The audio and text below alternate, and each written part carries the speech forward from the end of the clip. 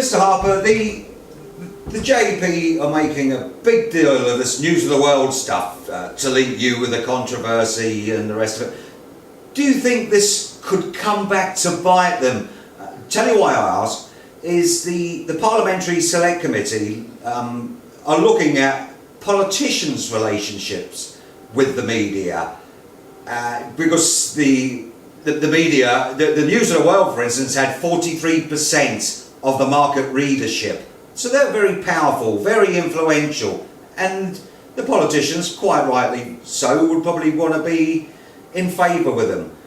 But put that into comparison with the Jersey Evening Post, who have 100% of the market readership. That makes them a very powerful organisation and influential, doesn't it?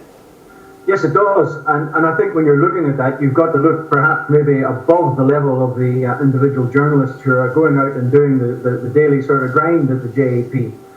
I don't think it's a coincidence. It cannot be a coincidence that every time something emerges, which is critical to the Jersey government or to the Jersey government's handling of the abuse inquiry, that the Jersey Evening Post finds in its archives or invents or gets a friendly politician like these three idiots to come out and either criticise myself or some aspect of the inquiry.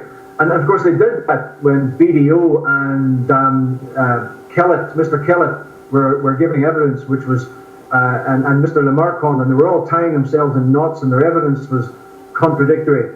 The Jersey Evening Post came out with all this nonsense about the Met and the News of the World and about improper relationships with journalists without a shred of evidence. Now, that's not journalists that are doing that, that's the editorial staff that are running that agenda. And they seem to be able to just come out and deflect attention at will. And that needs to be looked at, as does their handling of the original BDO report, because in amongst everything that he said, the director of BDO made one very good point, and that was that there was much in that report which actually was not critical. I think there were 9 points that were complimentary, actually, but they don't seem to have seen the light of day, do they?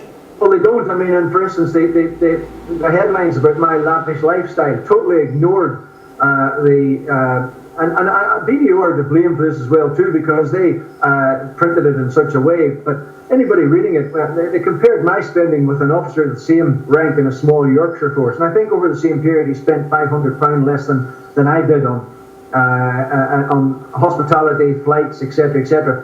Now, that's not even the cost of a couple of return flights from Jersey to the United Kingdom, and he didn't have to do that.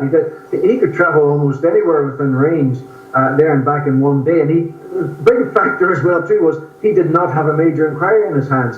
Now, the Jersey Evening Post ignored all of that, and as I say, that wasn't journalists, that was the editorial staff. And I think that yes, it could come back to bite them in a big way, because it is clear to anybody who will look at it that the pattern emerges, that every time those who are trying to destroy the credibility of the investigation and indeed of the credibility of the victims and survivors, that every time something comes out to damage their cause, the Jersey Evening Post seem to pull something from the hat and weigh off on another anti-Harper, anti-investigation and anti-abuse victim tirade.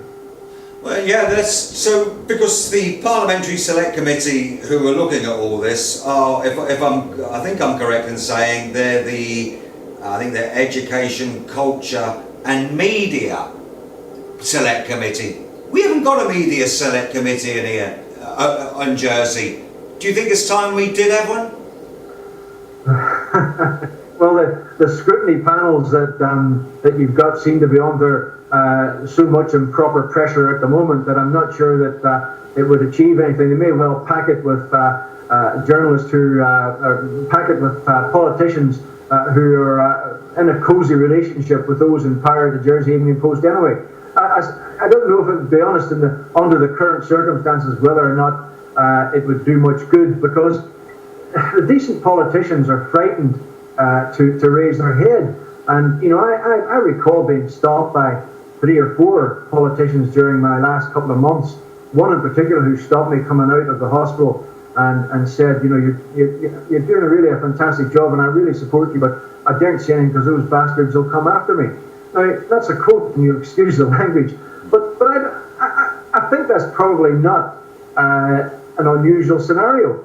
And if you look at the experience of the current scrutiny panel, who have now all announced, I believe, their intention to resign, you've got to wonder what sort of pressure is on them from behind the scenes. I mean, we know Ian Lamarcon tried to get them pulled, tried to substitute the membership with those that would probably do the usual cozy whitewash, and he failed miserably in that. But obviously those members who are continuing on the panel feel that they're under sufficient pressure that it makes it all not worthwhile.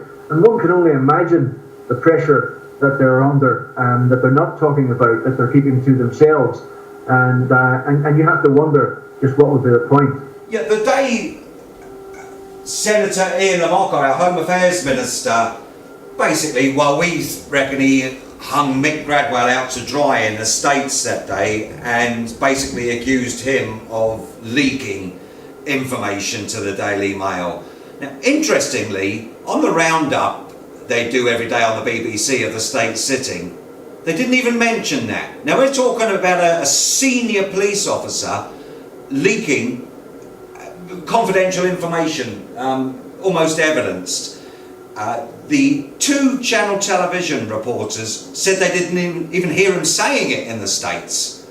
And the JEP haven't, to the best of my knowledge, haven't mentioned it either.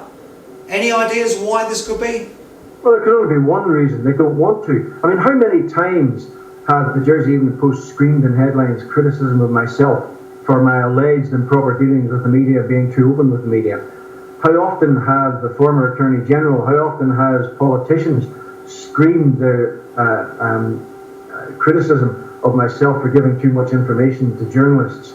How often has an analysis of my so-called media dealings appeared in the Jersey Evening Post, accusing me of being too open with journalists? And yet, here we have the Home Affairs Minister and other people publicly accusing a senior police officer who had criticised me for the same thing of, it's got to be unlawfully leaking confidential information to a newspaper. And it's totally and widely ignored by the Jersey media. That cannot be a coincidence. Any outside scrutiny body from the UK that goes and looks at that has got to ask them, did you not think this was worthy of even a mention? You have the Home Affairs Minister labelling a man who he previously supported as being guilty of a potentially unlawful and certainly unethical leak of confidential information to a journalist with a history of supporting convicted paedophiles. And nobody picks this up and prints it or broadcasts it. They didn't hear it. Who's going to believe that? Nobody. I certainly don't believe it. No, we don't believe it. There's a lot of us that don't believe we've got an independent media over here, and we think that scenario we've just discussed there cements it.